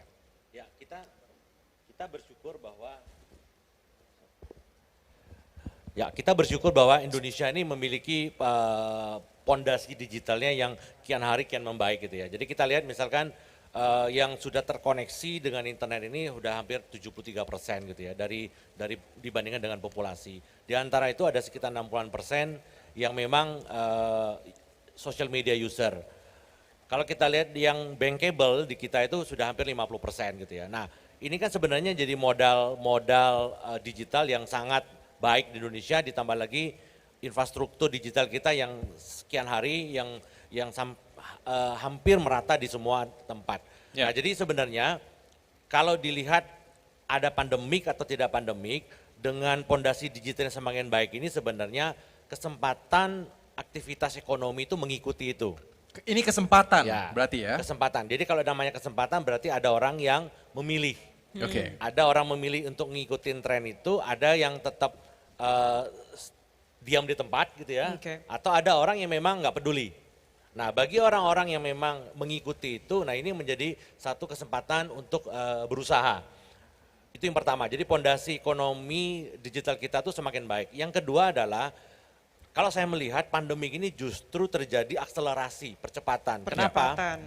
Kenapa? Karena kan dulu kan orang biasanya berbelanja harus ketemu gitu ya. Ya. Berbelanja harus tahu siapa yang jualan, siapa yang antar, tokonya di mana dan seterusnya. Tetapi karena ada social distancing, physical distancing, orang itu diberikan opsi ini loh, ada yang namanya online store. Ya. Ini loh ada namanya online commerce gitu ya. Nah, kalau orang yang pertama kali belum pernah mencoba, dengan adanya pandemik ini mau tidak mau mencoba.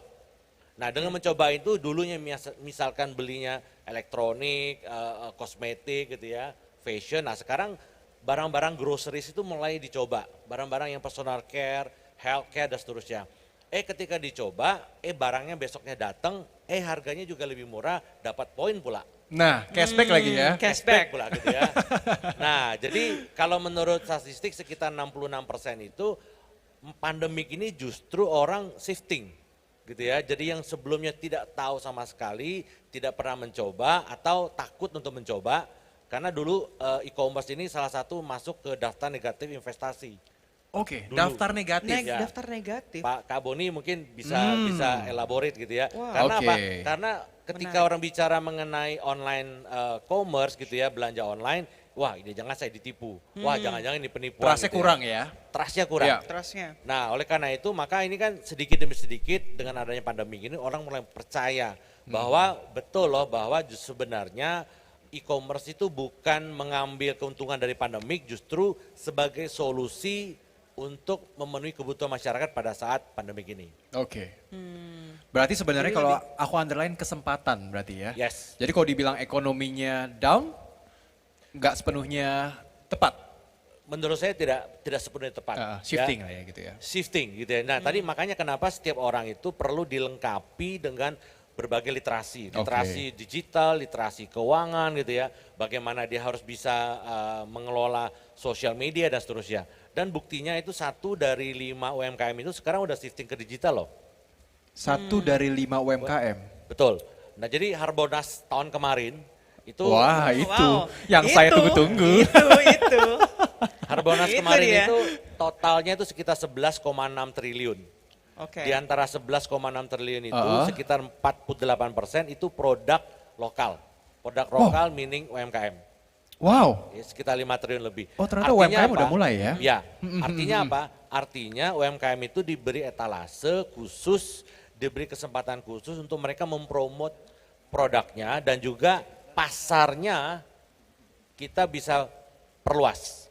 Oke, Nah, jadi ini sebenarnya tadi saya bilang kesempatan yes. 11,6 triliun. triliun. Dan Harbolnas itu kan 1 hari, betul ya? Betul. Kalau misalnya tadi Kalau misalkan hampir 50% loh, itu UMKM yang terima. Yes. Wow, gimana Jolin? Itu bisa jadi sangat-sangat membantu juga ya. Betul. Wah. Nah, yang menarik juga yang tahun kemarin 2020 itu 7% itu muncul entrepreneur baru. 7%. 7%. Karena pandemi ini gitu ya? Yes. Jadi artinya orang yang mungkin terkena imbas pandemik ini di PHK dan seterusnya. Nah, lagi-lagi ini adalah kesempatan untuk mereka untuk mulai berusaha, berupaya jualan online gitu ya untuk memperbaiki untuk kehidupan mereka. Kak, aku sempat dengar salah satu seorang bisnismen kenamaan asal negeri Tiongkok. Asik, asik. Sebut saja. Dan Sebut saja A ya. sebut A. saja, ya. Heeh. Ya udahlah ya. Jack Ma waktu itu. Oh, disebut. Inisialnya Jack Ma ya. Ya, inisialnya Jack Jack Ma. Ma. Inisialnya. Waktu itu pernah bilang katanya di masa pandemi ini itu semuanya akan shift dari bisnis from B2C, business to customer. Oke. Dan yang seperti kakak bilang tadi, jadi yang akan hidup itu semua retailer-retailer yang kecil tuh akan bertumbuh dan akan lebih hidup. Tanggapan kakak seperti apa mengenai itu? Saya setuju sekali gitu ya. Jadi memang kalau kita lihat secara bisnis gitu ya, dulu orang fokusnya adalah aset heavy. Jadi perusahaan itu ngumpulin aset sebanyak-banyaknya. Ya. Tetapi dari perkembangan teknologi yang semakin cepat gitu ya, kemudian revolusi industri 4.0 kan backbone-nya adalah semuanya teknologi ya. Nah, perusahaan-perusahaan itu mulai beralih ke platform heavy. Platform heavy adalah bagaimana transaksi-transaksi itu bisa masuk ke dalam sebuah platform. Ketika data itu dikumpulkan, kemudian data itu dianalisis gitu ya, maka akan menghasilkan data intelligence. Data intelligence itulah kemudian bisa menjadi data driven untuk bisnis. Nah, jadi itu betul sekali. Jadi sebenarnya yang paling gampang adalah gini gitu ya. Dulu kalau kita beli tiket, saya mau beli tiket nih ya, beli tiket saya ke agen. Ya, agen datangin agennya, telepon, terus kata agennya, wah di sini kami nggak ada tiket itu. Kemudian agen itu akan telepon lagi ke agen lebih besar kan, gitu ya. Terakhir ke airline, kira-kira seperti itu. Nah itu kan sebenarnya ada proses mata rantai gitu ya. Nah dengan adanya digitalisasi yang di tengah ini, ya intermediaries ini menjadi disintermediaries, menjadi hilang. Jadi dipotong ya kak Jadi ya. dipotong, tetapi sebenarnya bukan hilang, dia akan menjadi re-intermediaries, yaitu yang namanya platform. Oke. Jadi dia pindahnya ke platform. Nah jadi artinya gini, kita kenal gitu ya, bukan ikan yang besar makan ikan yang kecil, tapi ikan yang cepat memakan ikan yang lambat. Ih dalam tuh. Ya. Wah. Bukan Lost besar makan yang kecil ya. Ya.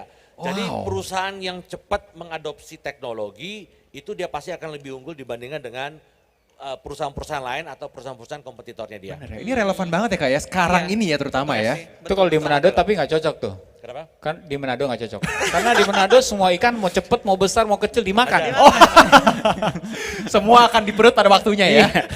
Apalagi kalau pakai rica roa kak. Waduh. Kenapa Harap ngomongin tenang. makanan jam Iya, segini? iya. Harap tenang ini ujian, harap tenang.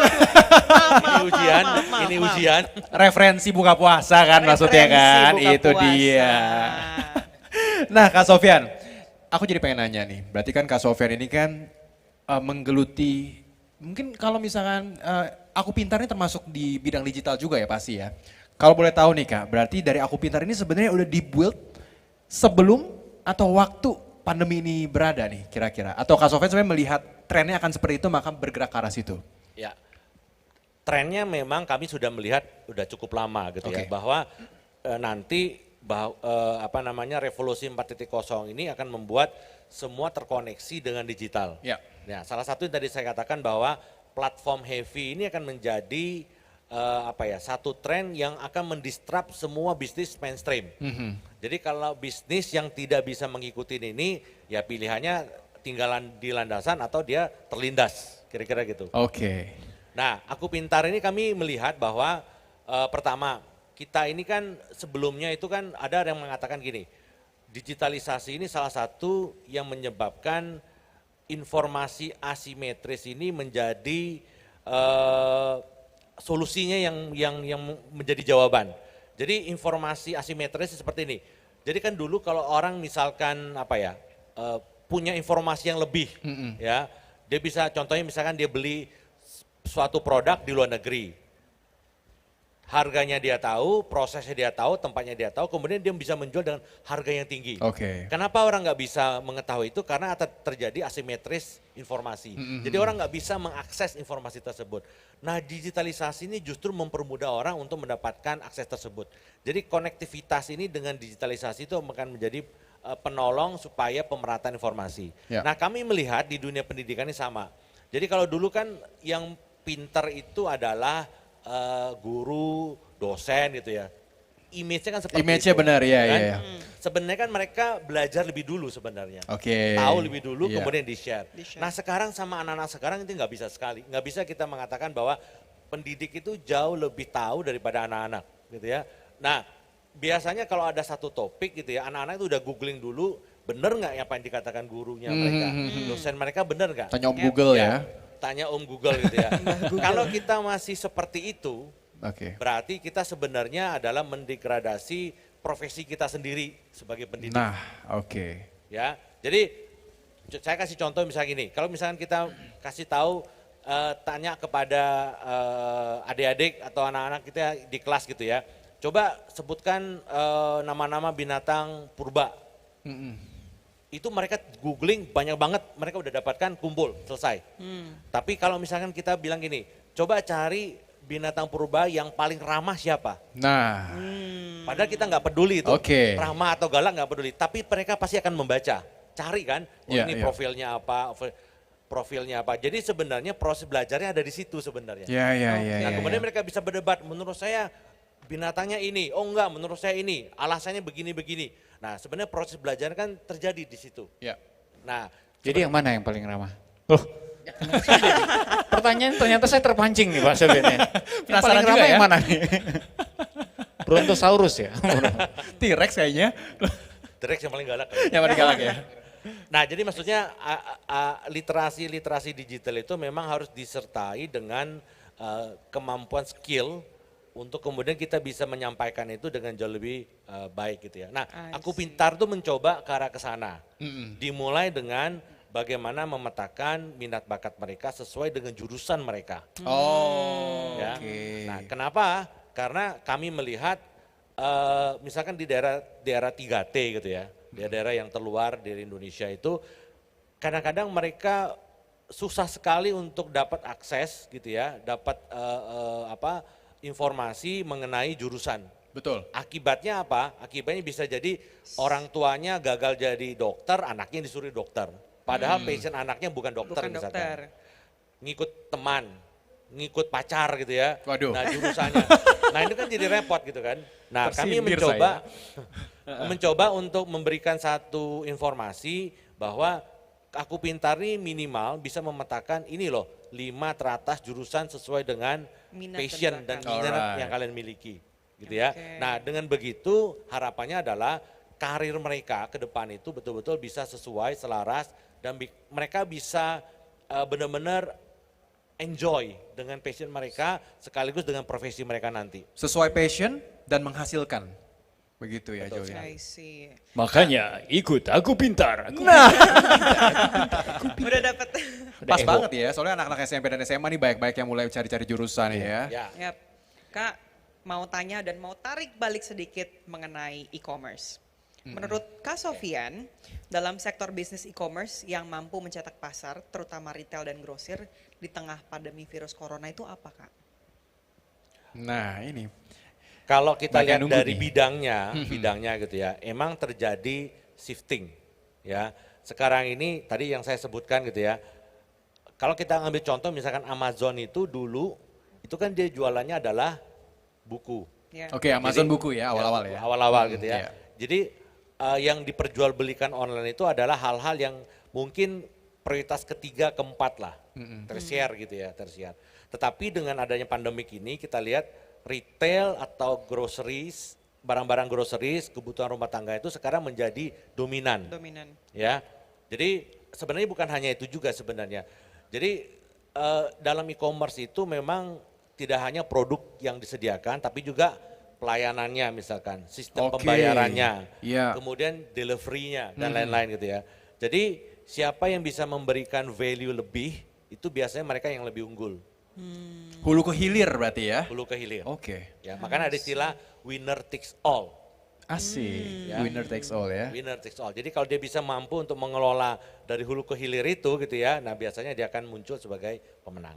Jadi memberikan kemudahan ya Kak ya kepada para customer ini ya. Mulai dari Ya. mencari barang sampai melakukan pembayaran sampai diterima barangnya ya.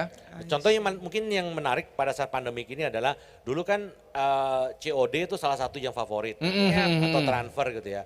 Nah e-money dan e-wallet ini menjadi terkenal gara-gara pandemi ini. Karena salah satunya kan orang physical distancing, tidak Iya. tukar-menukar duit ya kalau COD gitu ya. Nah, dengan adanya e-wallet atau e-money ini, maka proses itu mereka jadi mengenal istilah, oh ternyata ada loh pembayaran mengenai melalui e-wallet atau e-money. Jadi literasi keuangannya kita meningkat. Oke, berarti e-commerce ya sekarang makin baik dicari lah ya, apalagi di saat pandemi seperti sekarang ya Kak ya. Ya, betul. Nah kalau misalnya nih adik-adik di sini pengen iseng-iseng memulai penghasilan, jadi misalnya ada yang udah punya gebetan, nggak mau minta orang tua, pengen dari kantong sendiri lah gitu Kak, dan mau mulai jualan mungkin di e-commerce. Nah kalau misalnya dari Kak Sofyan selaku praktisi di sini di dunia digital, kira-kira ada nggak kira-kira jualan apa gitu yang bisa disarankan untuk mereka mulai? Sebenarnya di setiap daerah itu kan pasti ada produk-produk yang unik gitu ya. Nah oke. Itu yang menarik menurut saya untuk kemudian Anda bisa jualan di marketplace dulu. Ya, jadi taruh di marketplace, kita kan ada marketplace yang udah unicorn gitu ya. Kemudian lihat perkembangannya setengah tahun gitu misalkan. Nah setelah setengah tahun itu menjadi misalkan produk itu mulai dicari orang, baru kemudian Anda bisa memanage punya website pribadi, kemudian setelah itu ada timnya yang serius dan seterusnya. Jadi kalau saya melihat lokal produk masing-masing, misalkan kerajinan masing-masing, makanan khas daerah masing-masing, itu yang menjadi salah satu produk yang memang untuk kita bisa jualan di e-commerce. Ikan sambal roa yang tadi itu kayaknya. Eits, kenapa makanan lagi situ? Referensi buka puasa. Tapi tadi ini sebenarnya keterangannya sekaligus menjawab. Saya menyayangkan pertanyaan di chat kalau sampai nggak habis karena mereka yang menonton. Oke. Ya. Heeh. Jadi kalau boleh kita fokus yang di situ. Siap. Nih Oke. tuh, ada yang bertanya, Evelyn Margareta. Halo Kak, saya izin bertanya. Beberapa belakangan ini semarak cyberbully. Nah, bagaimana cara kita untuk mengajak orang-orang untuk mencegah cyberbully Kak? Terima kasih. Mungkin dari 3 narasumber kita. Mungkin Kak Boni boleh mulai kali ya. Silakan Kak. Sebenarnya yang nanti banyak bisa bercerita ini Kayosi ini sebenarnya ya. Kalau dari kami gini, kita menyiapkan mekanismenya dalam arti ada yang untuk bisa sifatnya mengedukasi, platform edukasi, dalam arti ada modul-modul pelatihan dan lain sebagainya. Tapi sebenarnya yang paling penting adalah mengajak kita semua memberikan energi positif. Energi positif. Sehingga di dunia digital, di platform-platform sosial media yang kita gunakan, itu berisi ajakan-ajakan yang memberikan efek positif. Oke. Jauhi atau hindari hal-hal yang berupaya menekan atau membuli rekan-rekan. Saya mungkin tidak mengatakan membuli, dari hal-hal jok tadi ya, bisa jadi itu lama-lama mengeras atau menjadikan lebih buruk impactnya. Tapi cobalah untuk memberikan yang nilai-nilai positif itu kepada rekan-rekan yang lain. Mungkin Kak Yosi bisa cerita yang lebih praktikal. Ya. Silakan Siap Kak Kak Yosi. Boni. Silakan Kak Yosi. Jadi kan pertanyaannya bagaimana cara kita untuk mengajak orang-orang mencegah cyberbully, Kak? Caranya begini, yuk kita mencegah cyberbully. Enggak gitu ya. Ajakan banget sih itu ya. Iya, itu ajakan. Kalau saya bilang yang Action penting gini, banget kita mau nggak jadi agen perubahan dulu di Nah. grup tersebut ya. Kalau kita mau jadi agen perubahan, berarti kita jangan ekspektasi dulu orang-orang akan sependapat atau setuju kita serta-merta. Artinya langsung akan mendukung kita ya. Oke. Cuman bisa memancing mereka untuk turut mengerti satu pemahaman yang sama. Kalau saya nggak suka mulai dengan menyudutkan seseorang. Ya. Karena kalau kita mulai dari benar salah, si pembuli juga akan, enggak saya nggak ngebully, maksud lo apa? Saya kan maksudnya bercanda. Jadi tidaklah menjadi sebuah kesadaran. Tetapi kita bisa mulai dengan misalnya kita memberikan perhatian sama teman kita yang dibully. Itu dulu mulainya dari situ. Misalnya let's say kalau di sini kan ada Muhammad Gusri, anggaplah Gusri lagi dibully ya gitu ya. Gusri bilang gini, Evelyn bilang gini sama Gusri, Gusri kamu kok diem aja, kalau misalnya kamu tersinggung kasih tahu dong, biar kita semuanya jadi tahu bahwa bercandanya udah keterlaluan. Nah itu Iya. kan kita tidak menyerang siapapun, tapi kita memberikan perhatian.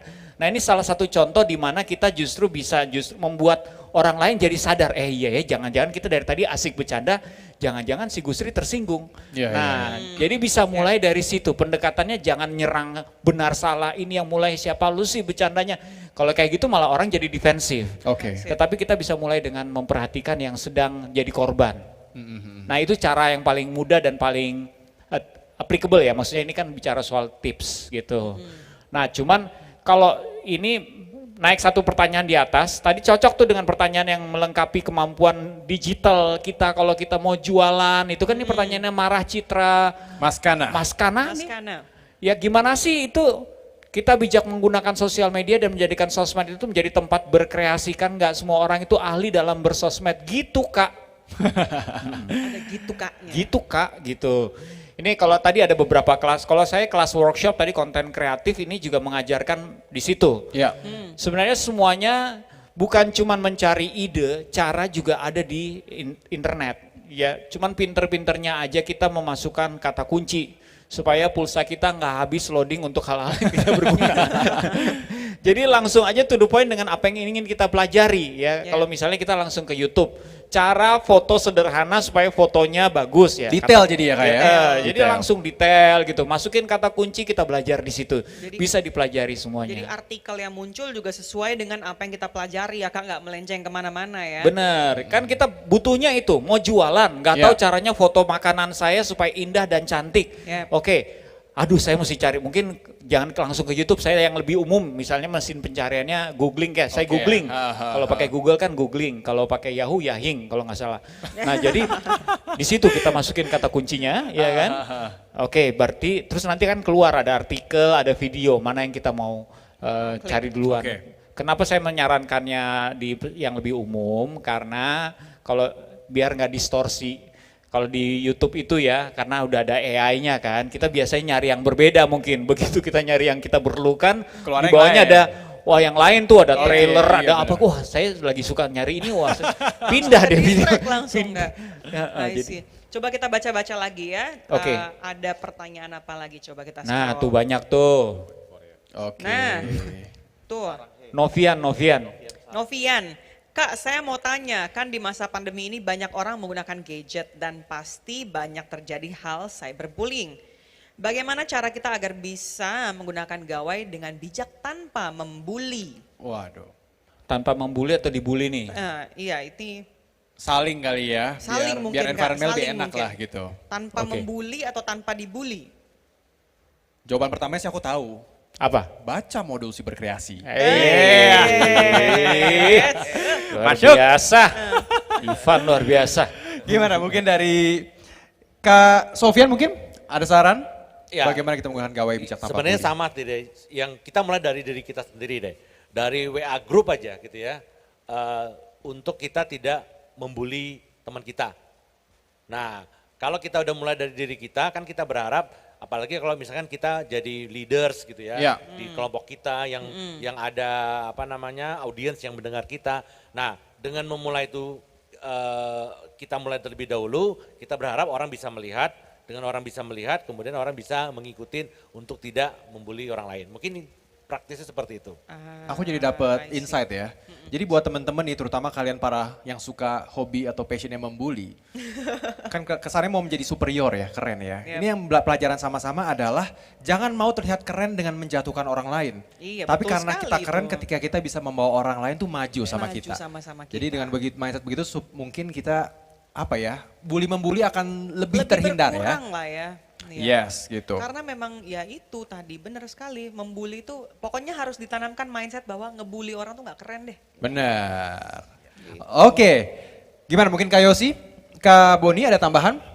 Itu kalian udah bagus tambahannya tadi. Bagus ya? Aduh, Cocok, itu cocok banget, udah cocok jadi banget. kalau gitu saya yang pamit atau gimana nih? Jangan dong. Ya. Karena kalian mengalaminya sendiri jadi udah bisa menjawab. Korban ya, sebenarnya. suara hati korban ini. Suara hati korban. Tapi sesuai kapasitas sih. Kalau saya juga dulu gara-gara sebuah acara kan pernah berkembang jadi diserang tuh yang namanya salah satu kegiatannya literasi digital namanya School of Influencer. Kata influencer itu dikaitkan dengan buzzer-nya pemerintah dengan 90M yang itu pada saat itu. Sekarang katanya ada temuan baru berapa triliun malah katanya gitu ya. tapi nggak ada hubungannya. Saya karena gini, kapasitasnya adalah pada saat itu saya masih punya tidak istilahnya punya tenaga untuk reaching out. Nah, reaching out itu kita ngomong sama haters, itu reaching out. Oke. Kita ngomong sama haters, kita kasih pengarahannya ke sini, silakan dicek gitu ya. Terus kita kasih benih itu namanya suatu pemikiran supaya mereka itu diteruskan. Jadi jangan kasih permusuhan, kasih benih maksudnya itu kayak gitu. Jadi banyak orang yang ngasihnya perdebatan, sibuk membela diri argumentasi, tapi kalau kasih benih itu contohnya seperti ini. Bro dan saya mungkin berbeda, tapi berbeda itu nggak apa-apa banget. But because we are one country, one nation, kamu dan saya adalah saudara sebangsa dan setanah air, I love you for that. Jadi nggak usah sibuk dengan perdebatan, tapi tinggalkan benih perdamaian. Pastikan itu dia pikirin terus lah. Oke. Gitu. Kak Yos, jadi aku jadi penasaran nih Kak. Kalau menurut Jangan Kak dong. Yos pribadi. Kak Yos soalnya suka buat penasaran gitu kan. Harusnya Jolin yang ngomong gitu ya. Misalkan ada kondisi yang di cyberbullying gitu loh. Udah ada komen-komen yang kurang baik. Kalau kita sebagai temennya, selain kita mendekati di real life ya, apakah kita perlu mengeluarkan pandangan yang baik juga untuk hadir di komen itu? Atau kita lebih baik diam saja dan ya udah kita samperin dia di dunia nyata? Menurut Kak Yos gimana Kak? Semua yang terjadi di online sebenarnya bisa dibayangkan di dunia nyata. Oke. Seperti gini, kita suka pakai standar diri kita. Kalau kita nggak mau diperlakukan seperti itu, kita jangan memperlakukan hal yang sama orang lain. Itu standar diri kita. Tapi di sisi lain di dunia nyata, misalnya dibalik. Kalau kita sedang dibully, terus ada orang lain lewat, mau nggak kita dibelain sama itu orang? Mau nggak kita ditolong? Iya sih, Iya, mau sih. Kalau kita mau, ya berarti kita juga kalau ngelihat orang lain dibully, ya kita tolong. Ya, that's Kan point, ya. sederhana itu ya, maksudnya kita nggak mau dibully ya kita jangan ngebully, kita mau ditolong ya kita tolong. Kan sama sebenarnya. Gimana nolongnya sekarang? Kadang-kadang pertolongan malah bikin kita yang balik, bumerang kita yang dibully gara-gara kita nggak tahu cara ngomongnya. Makanya itu dia tadi saya menyatakan selalu menaruh diri kita dalam posisi yang netral, tapi perkataannya itu mengandung kebijaksanaan, hikmah kebijaksanaan, sehingga semua orang-orang yang terlibat di dalamnya jadi berpikir, oh iya ya jangan-jangan kita ini sedang melakukan sesuatu yang salah. Oke, mawas diri lah ya berarti Iya. ya. Oke, Jolin, ada lagi nih Jolin. Ada lagi nih dari Andi Saputra. Saputra. Siang Kak, mau nanya tips ngehindarin teman yang Waduh. mandang fisik gimana Kak? Oh ini lebih ke ini ya, body, Body shaming shaming mungkin. berarti ya. Body shaming. Terus hal apa yang harus dilakukan jika ada orang yang menghina fisik supaya mental kita nggak ngedown? Ini banyak nih ya kalau di sosial media, karena gini culture kita itu kadang-kadang, tapi gini catatannya dengan yang dekat. Dengan yang dekat, masalahnya yang kita anggap dekat itu belum tentu nganggap kita dekat kadang-kadang. Ini Ya. nih. Ini Kita kalau dekat sama orang tangan. gini, kok kemana aja? Lu gendutan ya? Lu kemana aja? Lu kurusan ya? Itu kan bahasa basi kita udah body shaming bahasa basinya ya. iya. Kalau yang memang kita sebut itu, kita tahu bercandanya juga begitu, Iya. ya, dan memang dekat, ya, itu mungkin nggak ngaruh secara emosional. Tapi yang lihat kadang-kadang beda tuh, yang lihat yang, lo kok body shaming gitu ya? Oh dia sahabat gua. Makanya kalau sahabatan kan kadang-kadang kita suka manggil sahabat kita, gendut, hitam, sipit, putih, pendek, tinggi. Sahabatan nggak apa-apa. Cuman pastikan, nah ini yang mesti kita pastikan ya. Ini berhubungan juga dengan body shaming. Sedekat apa sih kamu sama dia? Makanya kamu bisa bercanda sejauh itu. Terus pastikan bercanda kamu ini kan dilihat oleh orang lain. Ya. Karena berbeda. Kalau kita bercanda dalam satu ruangan, saya sahabatan sama Jolin. Jolin, pendek amat sih lo, padahal dia tinggi ya. Pendek, panggil gitu dari jauh gitu. Terus dianya nggak tersinggung karena nggak ada orang lain di situ, cuman berdua, ya kan, sahabatan. Iya. Tapi beda loh kalau saya panggil misalnya kita walaupun sahabatan, pendek lo, terus ada orang lain di situ. ruangan yang penuh dengan 1000 orang misalnya gitu. Nah, itu juga mesti orang jadi yang pertimbangan Orang gitu yang loh. ngeliatnya, ih Kak Yosi kok jahat banget sih, pasti gitu kan. Bener, dan kita juga yang gua nggak siap lo ngatain gini, maksudnya Iya. manggil kedekatan itu di depan orang banyak juga belum tentu diterima kan. Jadi itu salah satu juga yang mesti dipikirkan. Nah mungkin Kak Ivan nih, karena kan Kak Ivan dan saya ini backgroundnya dari kontes-kontes yang sangat rentan dengan body shaming. Kontes yang rentan Kak. body shaming, oke. Ya? Bagaimana Iya, iya. Kak? Dulu apa ini lu sama kayak Kevin nih, jangan-jangan ya itu ya? Iya, aku Oh. junior Kevin waktu itu. Gitu ya, oke. Ya apalagi kan ini kontes yang kesannya sehat itu harus yang bagaimana gitu kan. Proporsional. Proporsional bahkan sampai berbentuk-bentuknya gimana Iya. gitu Ada kan. dipahat-pahat dikit ya. Pahat-pahat gitu kan. Ya tapi pada akhirnya itu sebenarnya kembali, aku percaya kalau ketika aku dipercayakan posisi itu udah Tuhan yang atur. Yep. Dan Tuhan gak bercanda, Tuhan punya rencana lah. Dari apa yang kita perlu sampaikan kepada orang-orang. Kita nggak bisa milih siapa yang follow-follow kita kan. Ya. Tapi aku percaya kita dititip untuk menyampaikan sesuatu ke mereka. Itu yang aku percaya. Jadi buat aku ya mungkin awal-awal, yang sekarang menang kok begini amat gitu. Ya tapi pada akhirnya itu tantangan kita untuk mungkin bisa mengedukasi versi kita tuh kayak gimana loh. Yang Iya. sebenarnya mungkin bisa diterima oleh orang banyak juga. Kalau aku sih mungkin begitu Jolin. Oke. Kalau Anda? Kalau dari saya sudah tahu saya akan diserang. Kita Jadi senang saya ya sudah kalau kayak gini ya, prepare. kita bisa nonton ya. Dari tadi saya tinggal balik sini, balik sini. Sesi kita nonton.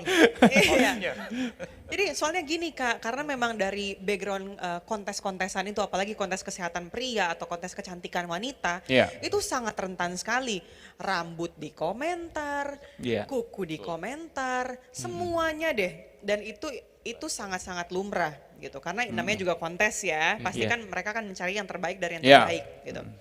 Tapi di awal-awal kemenangan saya juga mendapatkan hal-hal yang negatif seperti itu. Kok gendut banget sih? Kok kurang kering sih badannya? Kakak pasti tahu dong kata-kata itu. Itu bukan aku loh yang komen serius ya. Aku komen kamu, ih pemenang kita cantik banget. Aku yang komen itu. Kok badannya kurang kering? Maaf, tolong jangan skill di sini, dia lagi ngejawab ya. Itu bukan digital skill, itu perayuan skill. Perayuan skill. Iya, terus ya maksudnya gini Kak. Balik lagi ke yang tadi, aku sangat-sangat setuju gitu. Tapi ada something yang lebih dalam dari itu. Gimana caranya kita merubah mindset orang ini kepada kita untuk melihat dari perspektif lain bahwa Yes. nilai kita tuh bukan cuma di situ doang, tapi ada nilai-nilai lain. Asik. Gitu. Jadi bukan hanya dilihat dari sisi bodinya atau dari sisi yang ya maksudnya something yang shallow. Iya, Gitu. Tapi masih ada lagi di sini dan juga di hati kita gitu yang orang lain harus lihat. Oh ternyata orang ini pinter ya, oh ternyata orang ini hatinya baik ya. Ada gitu. sesuatu inspirasi yang bisa dibagikan Ada sesuatu ya. inspirasi yang bisa kita bagikan gitu. Jadi adik-adik semua kalau di body shaming nggak usah ngedown, nggak usah terlalu dipikirin gitu. Iya. Jadi kita tinggal buktikan aja kualitas kita seperti apa, orang-orang itu akan silent dengan sendirinya. Yes, baik. Nah teman-teman sahabat nakal nggak berasa loh Jolin, udah 90 menit. Udah 90 menit Tapi kita sebelum kita tutup, kita mau minta petuah-petuah dari para narasumber kita. narasumber yang luar biasa ini secara singkat. Mungkin dari Kak Yosi, Kak Sofyan dan Kak Boni secara singkat kira-kira terkait Digital Nation Activation. Apa nih yang teman-teman bisa pegang untuk mulai dipraktekkan detik ini juga? Mungkin mulai dari Kak Boni ya, silakan Kak. Oke, nomor satu memang adalah manfaatkan dunia digital ini untuk hal-hal yang positif. Kemudian kita memberikan nilai tambah buat kita. Apapun yang sifatnya untuk pengembangan diri, lakukanlah. Baik itu edukasi, untuk usaha, ataukah untuk meningkatkan berbagai macam kemampuan, itu bisa digali dengan memanfaatkan dunia digital. Beri energi positif kepada sesama, manfaatkan dunia digital ini juga untuk kemaslahatan orang banyak. Mungkin itu dulu. Siap. Terima kasih. Thank you Kak Boni. Untuk Kak Oke, Sofyan Kak? Dari Kak Sofyan. Ya, perkembangan digital ini kita tidak bisa hindari. Ya, jadi suka atau tidak suka, kita mau atau tidak mau, itu tetap akan berkembang dan semakin cepat semakin cepat. Jadi memang kita perlu memperlengkapi diri untuk kita mendapatkan literasi yang memang bagaimana kita bisa memanfaatkan digital ini untuk diri kita dan orang-orang di sekitar kita. Jadi ada dampak yang positif. Dampak positif ya. Tadi apakah dampak secara pendidikan, apakah secara ekonomi, apakah secara komunitas dan seterusnya. Jadi dengan begitu ekosistem di Indonesia khususnya untuk digital ini baru bisa bertumbuh dan memberikan dampak yang positif secara keseluruhan. Siap, energi positif. Oke, cukup sekian dan terima kasih. Sampai jumpa. Satu dilewatkan masa. Saya mah Jangan, senang. jangan nanti saya kualat, jangan. Oh, saya senang loh. Silakan Kak. Sampai jumpa. Silakan Kak, jangan nanti saya kualat. Ini kakak-kakak ini penyampaiannya sudah bagus. Saya cuma mau nambahkan kan kita menuju ke digital nation ya. Masalah persatuan kita juga sangat dipengaruhi oleh segala satu perilaku yang kita wujudkan di digital, dunia digital. Jadi mari ini sama-sama sebenarnya tugas kita bersama untuk menjadikan dunia digital kita lebih sopan.